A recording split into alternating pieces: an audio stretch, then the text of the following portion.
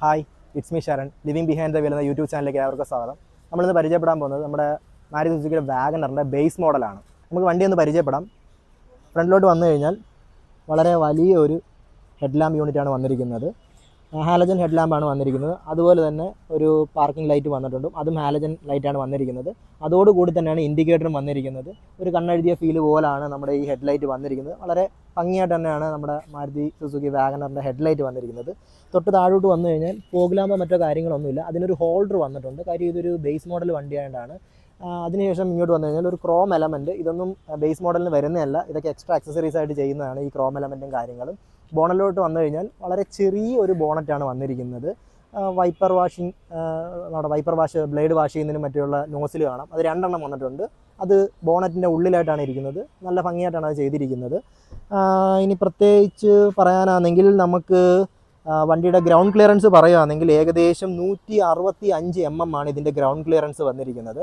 നമുക്കിനി വണ്ടിയുടെ സൈഡ് വശത്തോട്ട് പോകാം. സൈഡ് വശത്തോട്ട് വന്നു കഴിഞ്ഞാൽ വണ്ടിയുടെ വീൽ സൈസ് വരുന്നത് 155 80R13 എന്ന വീൽ സൈസാണ് വരുന്നത്. വീൽ കപ്പ് വരുന്നില്ല, ബേസ് മോഡലിന് വീൽ കപ്പ് വരുന്നില്ല. നമ്മളത് എക്സ്ട്രാ വാങ്ങിച്ചിടേണ്ടി വരും. അതിനുശേഷം സൈഡിലോട്ട് വന്നു കഴിഞ്ഞാൽ പഴയ ഒരു രീതിയിൽ ഇൻഡിക്കേറ്റർ വന്നിട്ടുണ്ട്. പിന്നെ നമുക്ക് നമ്മുടെ മിററിലോട്ട് വന്നു കഴിഞ്ഞാൽ ഒരു മാറ്റ് ഫിനിഷ് മിററാണ് വന്നിരിക്കുന്നത്. നമുക്ക് ഇത് അകത്തുനിന്ന് അഡ്ജസ്റ്റ് ചെയ്യാനോ മറ്റു കാര്യങ്ങളൊന്നും പറ്റത്തില്ല. അത് കണക്ക് ഇത് പുറത്തുനിന്ന് ഒരു മൗണ്ടായിട്ടാണ് വന്നിരിക്കുന്നത്. ഡയമെൻഷൻ പറയാം. നീളം ഏകദേശം 3655 mm ആണ് ഇതിൻ്റെ നീളം വരുന്നത്. വീതി വരുന്നത് 1620 mm ആണ് ഇതിൻ്റെ വീതി വരുന്നത്. ഉയരം വരുന്നത് 1675 mm ആണ് ഇതിൻ്റെ ഉയരം വരുന്നത്. വീൽ ബേസ് ഏകദേശം 2435 ആണ് വീൽ ബേസ് വരുന്നത്.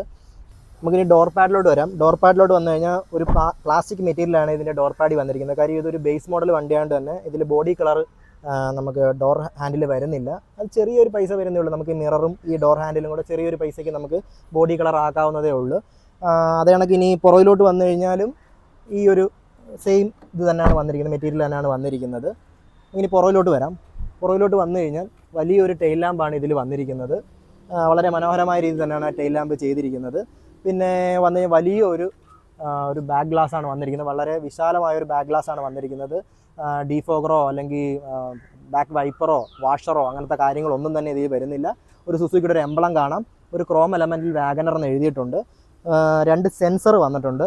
നമുക്കിനി ഇതിൻ്റെ ഡിക്കി ഒന്ന് ഓപ്പൺ ചെയ്യാം. മാഗ്നറ്റിക് ഒന്നും അല്ല, ഡിക്കി സാധാ രീതിയിൽ ഓപ്പണിംഗ് ആണ്. നമുക്കിനി ഇതിലോട്ട് വന്നു കഴിഞ്ഞാൽ പാഴ്സൽ ട്രേ വരുന്നുണ്ട്. അതൊക്കെ എക്സ്ട്രാ അക്സസറീസ് ആയിട്ട് പാഴ്സൽ ട്രേ ചെയ്തിരിക്കുന്നതാണ്. നമുക്കിതിൻ്റെ ബൂട്ട് സ്പേസ് നോക്കിക്കഴിഞ്ഞാൽ 341 ലിറ്ററാണ് ഇതിൻ്റെ ബൂട്ട് സ്പേസ് വരുന്നത്. വളരെ വിശാലമായ രീതിയിൽ തന്നെയാണ് ഇതിൻ്റെ ബൂട്ട് സ്പേസ് വന്നിരിക്കുന്നത്. നമുക്കിതൊന്ന് സ്റ്റെപ്പിന് മറ്റു കാര്യങ്ങളുണ്ടോ നോക്കാം. സ്റ്റെപ്പിന് വരുന്നുണ്ട് 155 80R13 സെയിം സൈസിൽ തന്നെയാണ് സ്റ്റെപ്പിന് വരുന്നത്. വളരെ നല്ലൊരു കാര്യം തന്നെയാണ്. സാധാരണ ഇപ്പോൾ സ്റ്റെപ്പിന് മറ്റു കാര്യങ്ങളൊന്നും വരാറില്ല. ബെഞ്ച് സീറ്റാണ്. 60-40 ഒന്നും മടക്കി നമുക്ക് ഹോൾഡ് ചെയ്യാനൊന്നും പറ്റത്തില്ല. ബെഞ്ച് സീറ്റ് തന്നെയാണ്. അപ്പം പ്രത്യേകിച്ച് ഇനി പുറകിൽ പ്രത്യേകിച്ച് കാര്യങ്ങളൊന്നും പറയാനില്ല. ഇപ്പോൾ ഒരു ഏകദേശം ഒരു LX എല്ലാവർക്കും എടുക്കാൻ പറ്റുന്ന രീതിയിൽ കുറച്ച് നമ്മൾ എക്സ്ട്രാ അക്സസറീസ് ചെയ്താൽ നമുക്ക് എടുക്കാൻ പറ്റുന്ന ഒരു വണ്ടി തന്നെയാണ് വാഗണർ. നമുക്കിതിൻ്റെ ഫ്യൂൽ ടാങ്ക് നോക്കാം. ഫ്യൂൽ ടാങ്കിൻ്റെ നമുക്കിതിൻ്റെ ലിവർ വലിക്കണം.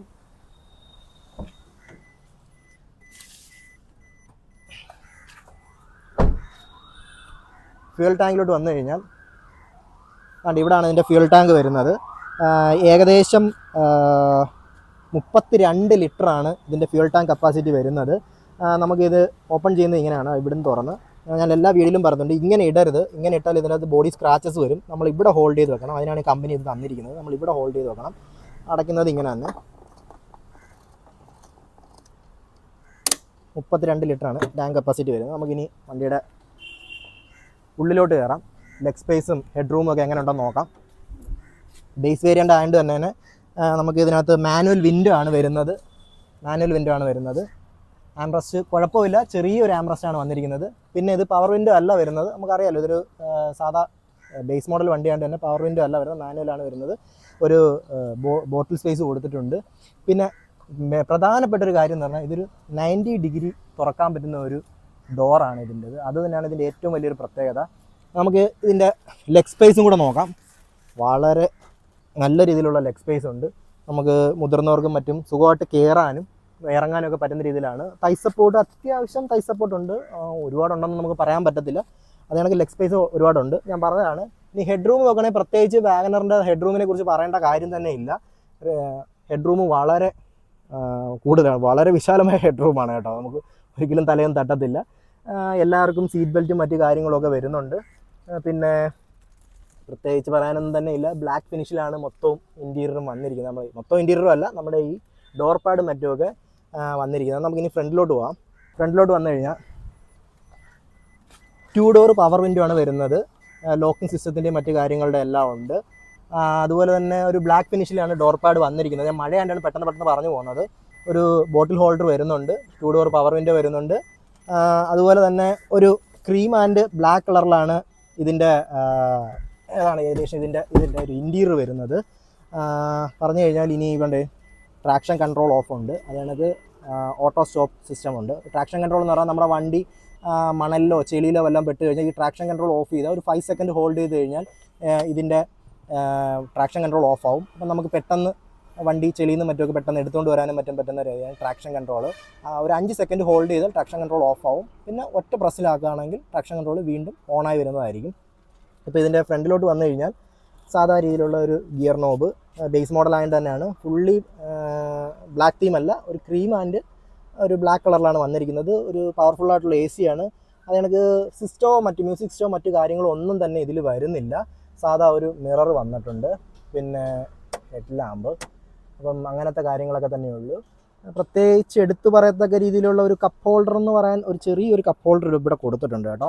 പിന്നെ ഹാൻഡ് ബ്രേക്ക് ഇവിടെ വരുന്നത്. പിന്നെ വരുന്നത് നമ്മുടെ തൈ സപ്പോർട്ടും കാര്യങ്ങളും നമുക്ക് ഇവിടെ നോക്കാം. തൈ സപ്പോർട്ട് അത്ര വലിയ തൈ സപ്പോർട്ടൊന്നും പറയാനില്ല, എങ്കിലും അത്യാവശ്യം കൊള്ളാവുന്ന രീതിയിലുള്ള തൈ സപ്പോർട്ടാണ് ഇതിൽ വന്നിരിക്കുന്നത്.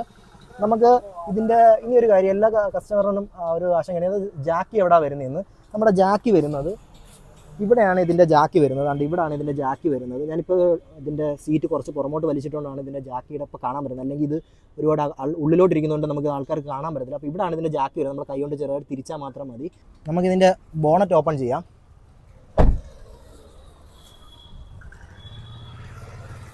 ബോണറ്റ് ഓപ്പൺ ചെയ്താൽ